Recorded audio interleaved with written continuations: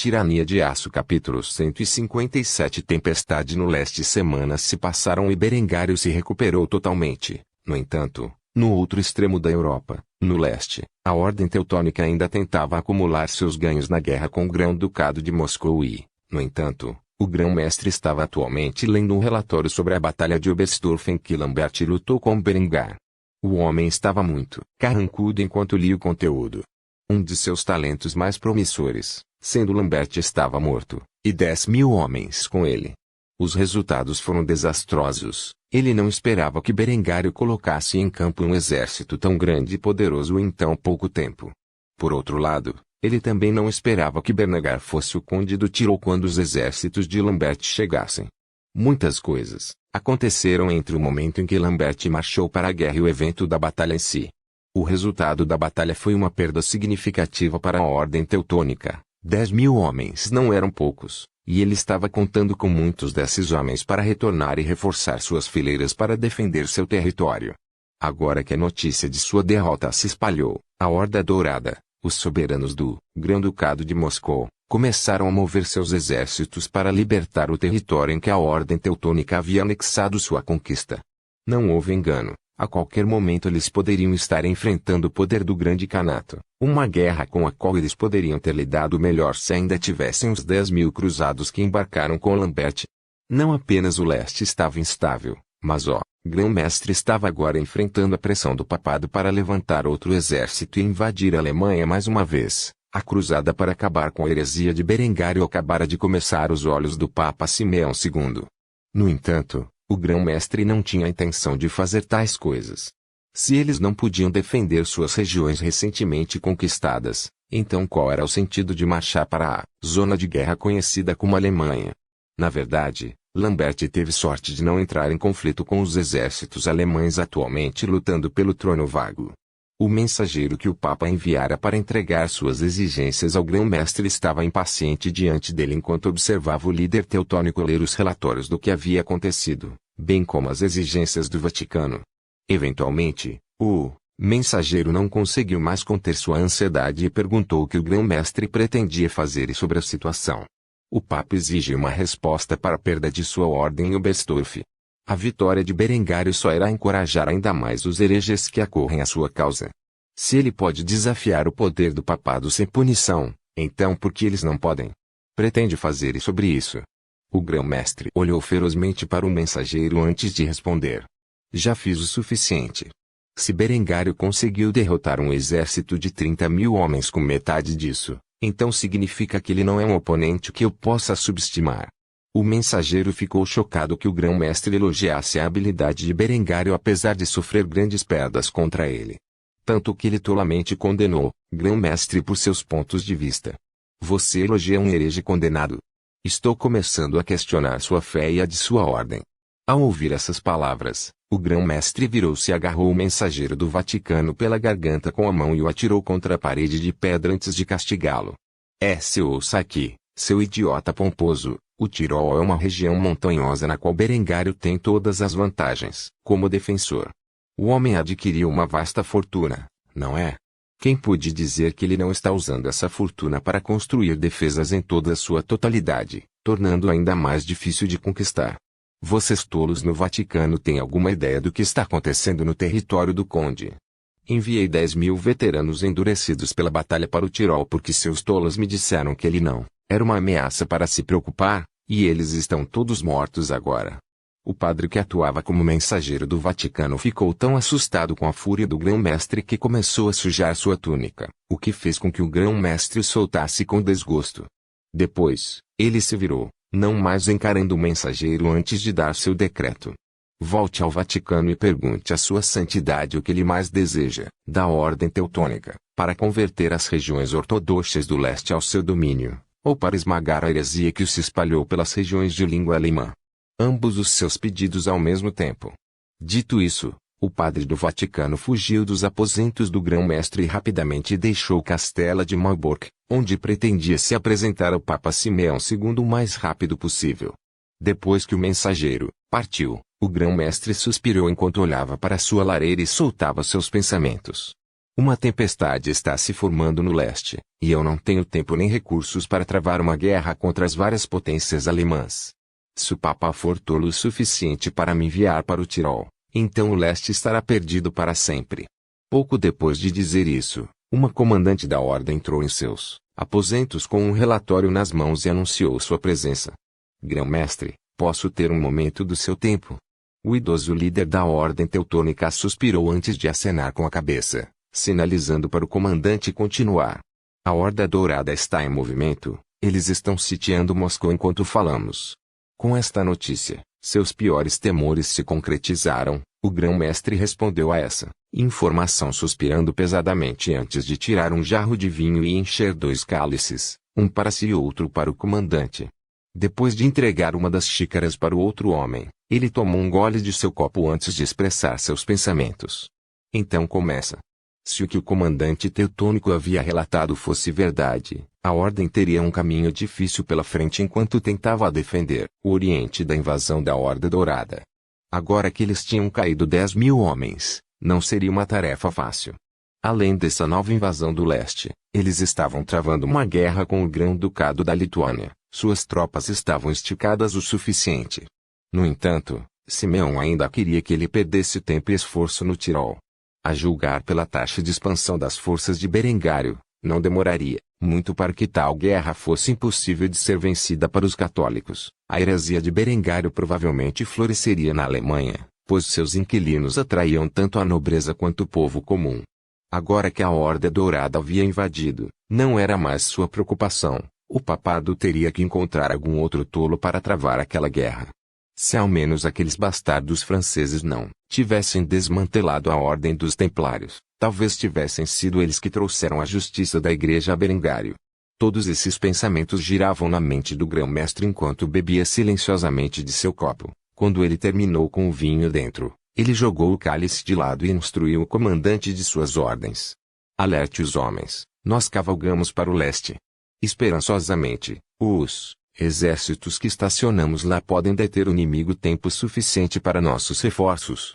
Depois de ouvir esta ordem, o comandante ficou confuso e, como tal, tentou esclarecer a questão em questão. Essa é a heresia de Berengário. O grão-mestre agarrou o cinto de sua espada e amarrou-o na cintura enquanto casualmente descartava o assunto. Deixe outra pessoa lidar com isso, já sangramos o suficiente.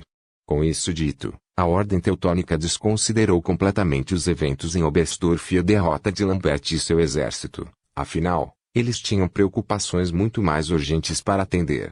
Como tal, o grão-mestre começou a reunir as forças na região mais ocidental do estado teutônico. A guerra no Oriente havia começado e eles tinham tempo limitado para fazê-lo antes de serem esmagados.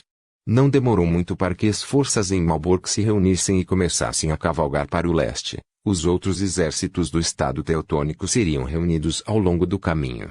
A guerra teutônica contra a Horda Dourada estava apenas começando, dando a Berengário o tempo necessário para construir suas defesas. Quando o Papa Simeão II ouviu que a ordem teutônica o esnobou e marchou para o Oriente, ele ficou muito enfurecido. Para decretar sua vingança contra Berengário, ele precisaria de um novo exército para lutar contra ele.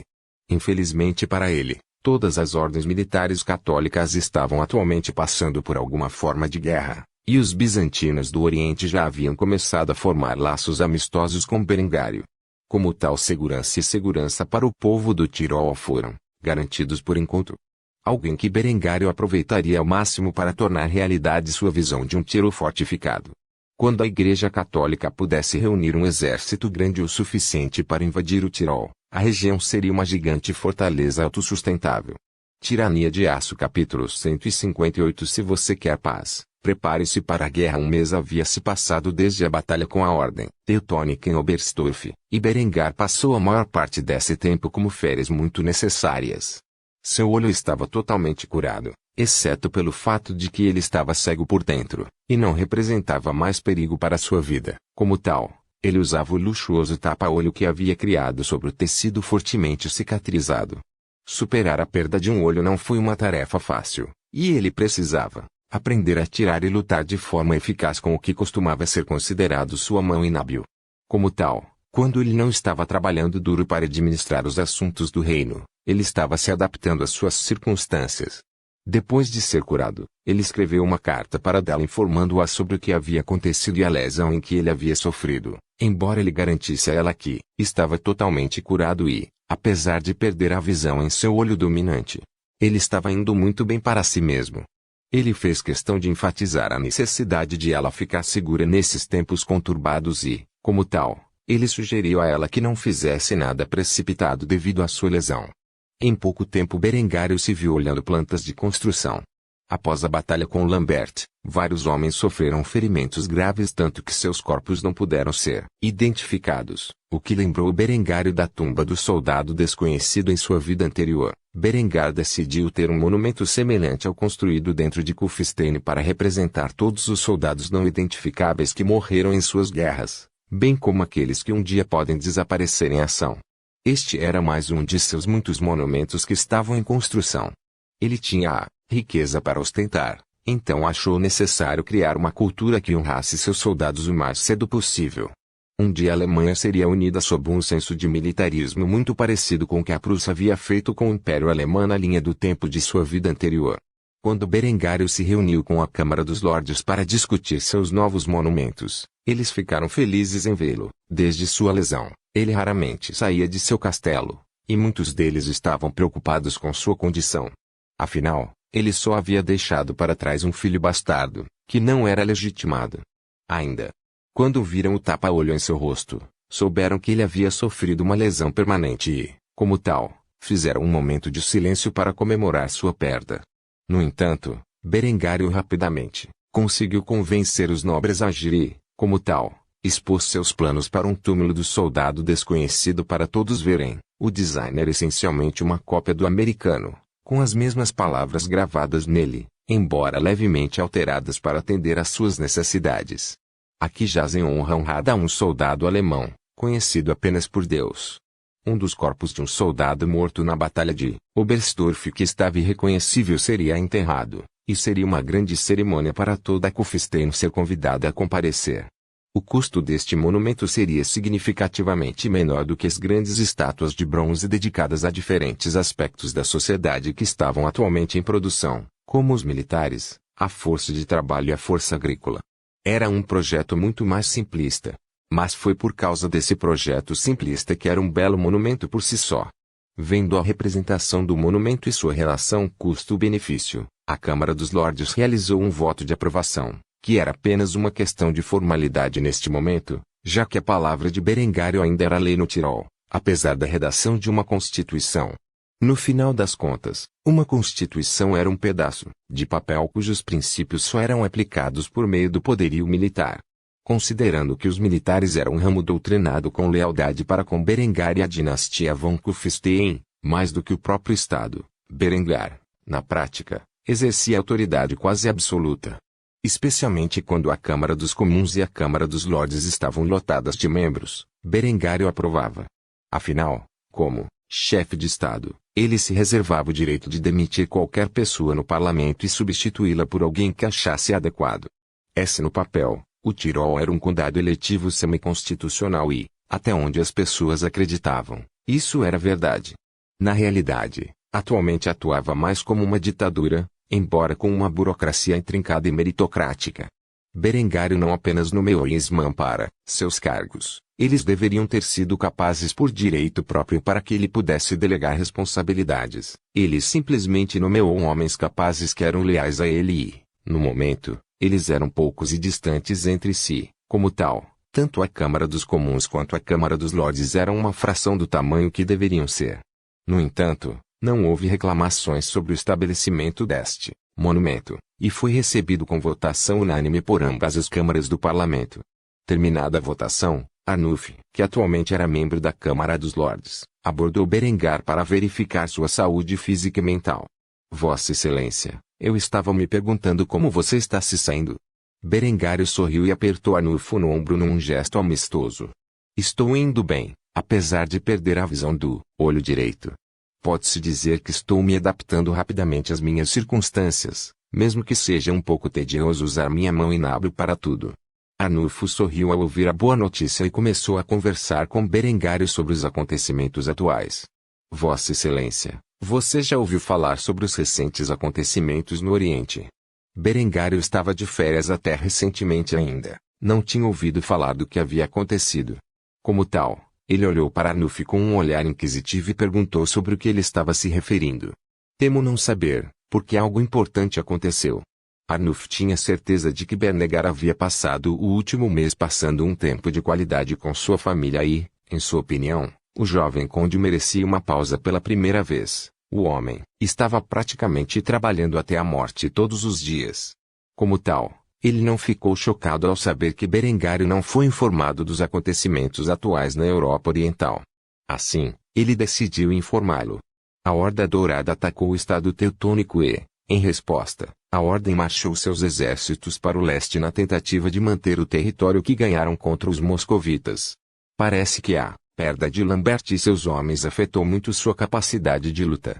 Berengar riu levemente ao ouvir isso antes de expressar suas opiniões. Bom, isso deve mantê-los ocupados por algum tempo.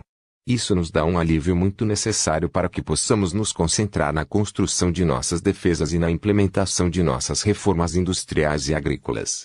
Arnulfo concordou plenamente com esta afirmação e, como tal, começou a questionar os planos de Berengário para o futuro. Afinal, Berengário não havia compartilhado com muitas pessoas sua visão de um império alemão unificado, e não pôde deixar de notar que o monumento dizia soldado alemão em vez de soldado tirolês. Então me diga, quais você acha que são as chances do Duque Wilmar vencer esta guerra? Berengário zombou da ideia, antes de dizer a verdade objetiva ou o que ele pensava que fosse. Se eu não me incomodo em especular sobre o futuro, Lord Arnulfo, pois o futuro é maleável a partir do que fazemos aqui e agora. No entanto, tenho a suspeita de que o vencedor final desta era caótica será um homem que a alta nobreza menos espera. Alguém que vai tirar vantagem das facções enfraquecidas no final da guerra para se tornar o vencedor. Ouvir os pensamentos de Berengário sobre o assunto deixou Arnulfo com muita especulação. No entanto, Berengário não o admitiu abertamente. Parecia a Arnulfo que o jovem conde tinha grandes ambições, e algo no fundo de sua mente lhe dizia que era inteiramente plausível que Berengário conseguisse essas coisas. Afinal, o jovem passou de filho herdeiro do barão a um conde em cerca de um ano.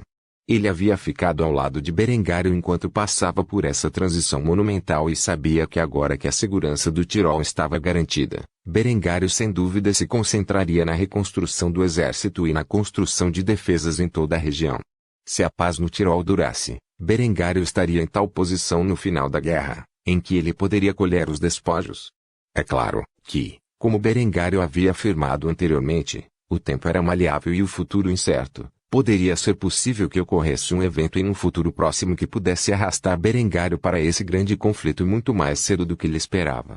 Ou as coisas poderiam ser exatamente como Berengário planejou. A única entidade que poderia conhecer o futuro era Deus, supondo que ele realmente existisse. Como tal, Berengário ficou com a Câmara dos Lordes pelo resto de seu dia de trabalho, supervisionando seus planos de expansão militar e gastos defensivos. O orçamento que ele havia delineado perfeitamente levava em conta todos os seus ativos atuais e o potencial de crescimento futuro com o comércio com o Império Bizantino. A paz é sempre temporária, e Berengário planejou aproveitar ao máximo o tempo que tinha. Como dizia o velho ditado romano, se vis pacem, para bellum, em tradução se queres a paz, prepara-te para a guerra. Tirania de Aço capítulo 159 Conselho de Kufstein. Com a derrota da Ordem Teutônica em Oberstdorf, a fama de Berengário aumentou exponencialmente. O fato de que ele resistiu a um exército tão grande e desferiu um golpe devastador nos cruzados que invadiram a Alemanha a mando do Papa para acabar com a chamada heresia de Berengário encorajou os seguidores de Berengário. A cidade de Sully e a destruição causada pelas forças do papado tornaram-se um símbolo de resistência contra a autoridade papal. Como resultado, nobres e clérigos se reuniram em Kufstein para discutir os detalhes da reforma alemã e como proceder. Enquanto Berengário entretinha esses delegados dentro de seu grande salão, ele simplesmente sentou-se em sua cadeira de poder com o cálice de caveira nas mãos, bebendo vinho enquanto ouvia os nobres e o clero discutirem sobre a direção que esse movimento reformista deveria tomar. No momento, estava presente uma figura significativa da Igreja Católica, E era o velho e sábio cardeal que havia tentado consertar a divisão na Igreja Católica na reunião do Concílio de Constança no ano anterior.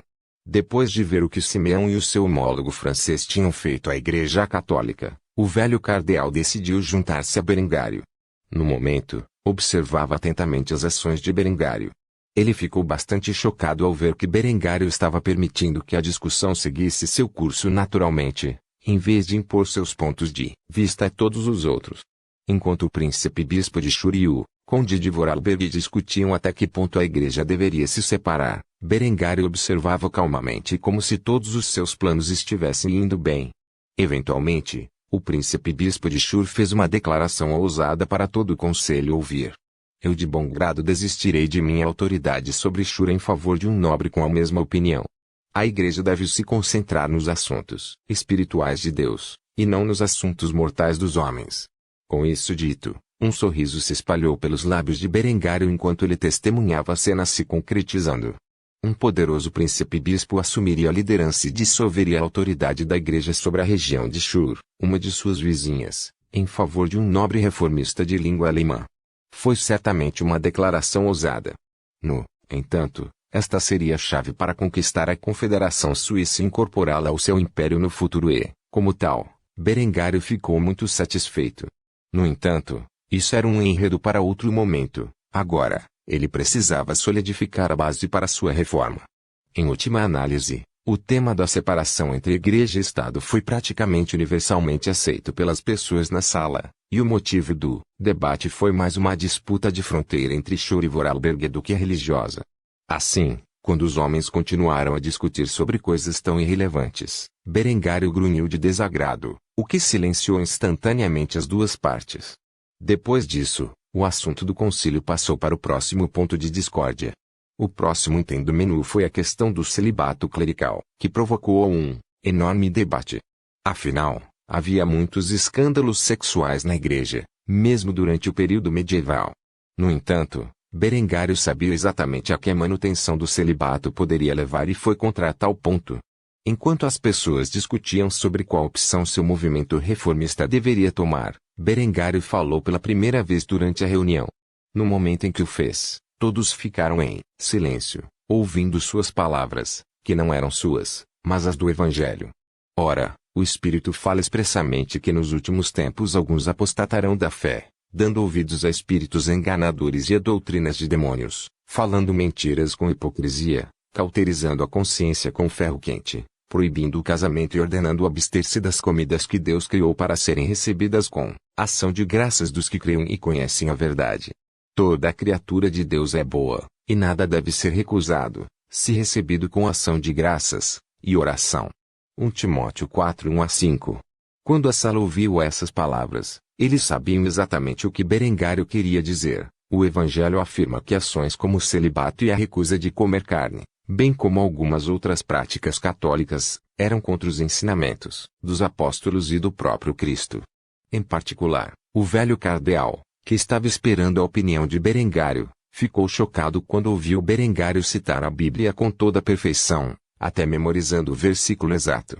Finalmente, o velho também falou. Se eu concordo com Berengário, se devemos tomar as palavras de Cristo e dos apóstolos como base para a reforma, então proibir o casamento do clero e forçá-los a fazer votos de celibato é contra os ensinamentos de Cristo e não deve ser cumprida. Ouvindo tanto Berengário, que estava à frente da reforma, quanto membro de alto escalão da igreja atual concordam sobre o assunto, aqueles que duvidavam da validade de tal conceito antes agora se viram balançando a cabeça em aprovação. Pois sobre o tema da espiritualidade, quem poderia argumentar com as palavras do Evangelho? Berengário acenou com a cabeça para o cardeal, que ele sabia que o observava atentamente todo esse tempo. Na verdade, Berengário não sabia se o homem era um infiltrado do papado ou se estava tão irritado com o comportamento da igreja quanto Berengário. No entanto, com seu endosso nesse assunto, ele começou a suspeitar que o homem era genuinamente piedoso e se importava mais com os ensinamentos de Cristo do que com o poder do papado. Um traço que era excepcionalmente raro em um homem de sua posição durante esta época. Depois de concluir esse tópico, chegou-se a outro aspecto importante da reforma cristã, que era a salvação e como ela foi alcançada. Um dos sacerdotes presentes, um homem idoso de longa barba branca, deu a conhecer a sua opinião sobre o assunto. Através de uma vida de boas obras e fé em Deus é o caminho pelo qual se entra pelas portas do céu. No entanto, outro padre estava em firme desacordo sobre esse assunto e expressou sua preocupação. A Bíblia nos ensina que é somente pela fé em Cristo que se alcança a vida eterna. Os dois padres começaram a bater de frente, o que era comum em qualquer discussão religiosa, e como tal, Berengário se pronunciou sobre o assunto. Porque pela graça sois salvos, por meio da fé, e isto não vem de vós, é dom de Deus, não de obras, para que ninguém se glorie. Efésios 2:8-9. Depois de dizer isso, Berengário mais uma vez conseguiu atrair a atenção de todos os presentes. Como tal, ele rapidamente seguiu seu pensamento. E através da Bíblia, não das tradições da Igreja Católica que nossa reforma deve ser baseada, e porque a Bíblia nos ensina que somente pela fé em Cristo entraremos pelas portas do céu, então deve ser assim. Através da interrupção de Berengário, estas duas questões acabaram por ser resolvidas num acordo. Pela fé, ganha-se a salvação, não a ação, e o fato de que a verdade religiosa provém da Bíblia, não dos ensinamentos da Igreja Católica. Depois de dar tal informação, o argumento final para a base de sua reforma foi a Eucaristia, e Berengário pessoalmente não se importou nem um pouco com essa questão. Como um ateu enrustido, como os reformistas viam a Eucaristia ou comunhão, como alguns ramos do cristianismo se referiam a ela em sua vida anterior, não tinha absolutamente nenhuma relação com sua autoridade política. Como tal, os homens presentes discutiram entre si até que finalmente foi acordado que a Eucaristia representava tanto o corpo e o sangue de Cristo, mas também o pão e o vinho. Com todos esses principais pontos de discórdia resolvidos, o primeiro concílio da Igreja Reformista Alemã foi concluído e, embora houvesse mais tarde na vida, o cisão na Igreja Católica, que havia sido impedida por tanto tempo nesta linha do tempo, finalmente ocorreu, com o endosso do sábio cardeal que anteriormente se sentou no Concílio de Constança. O reformismo alemão passou a existir, trazendo mais um grau de conflito civil para a Alemanha, pois reformistas e católicos logo começariam a dividir os já frágeis ducados. Tise Cardinal was authority and tyranny of what Berengar's plans were. After the meeting was over anti-reformation, Aben decided, e approached Berengar to talk with him about his plans for the future personally. Saying to his old man come to indirectly, Berengar felt cautious at first and raised his hand, signaling the old man to maintain his distance. Cardinal, is there something I can help you with? The Cardinal smiled amicably at Berengar, told Ben skinned me was a face filled with a degree of awareness similar in level to Berengar, a sushi, e began to speak to Timon Wickney was bound to change the word. I must say I'm impressed. Finding the cryptic message, amusing Berengar decided to take it bite. With Timon stole several feet away from Berengar, who was currently seated in his position of power. A sushi, there was ample space to prevent an threat, of course. Berengar's guards were on watch and all have no problems lying to Cardinal if he made a move on Berengar's life. Luckily for everyone in Rome, he had no such intentions. Em meus muitos anos, conheci reis e imperadores, e muitos deles. No entanto, nenhum deles teve a capacidade de influenciar a igreja como você. Em um único ano, você subiu da posição de um humilde barão, filho de um conde influente cujas armas e armaduras são vendidas a todos os cantos da Alemanha, abastecendo as facções que disputam o trono vago. No entanto, durante esse tempo, você também consegue inspirar um cisma na igreja, do tipo que temo nunca vimos antes. Diga-me com sinceridade, Berengário, você é um anjo enviado aqui por Deus para nos libertar dos grilhões da corrupção da igreja, ou você é um demônio cujo único propósito é se beneficiar do caos e destruição que você deixa em seu rastro? Berengário estudou cuidadosamente as palavras do homem. Ele sabia muito bem que o velho cardeal não estava perguntando literalmente se ele era um anjo ou um demônio, mas que lado seu caráter refletia. Berengar brincou com o crânio de Lambert por alguns momentos com os dedos antes de tomar um gole de seu conteúdo. Depois, ele exalou profundamente. Após cuidadosa consideração, Berengário decidiu contar a verdade ao velho. Afinal de contas, pelo modo como havia formulado a pergunta, ele podia dizer que já havia visto através dos planos de Berengário. Eu não posso ser os dois. O sorriso do velho cardeal nunca desapareceu e, em vez disso, ele se virou e foi embora, dizendo seus pensamentos sobre o assunto antes de sair pela porta. Afinal, ele havia recebido uma resposta satisfatória à sua pergunta. Bem jogado. Por favor, certifique-se de verificar meus outros vídeos.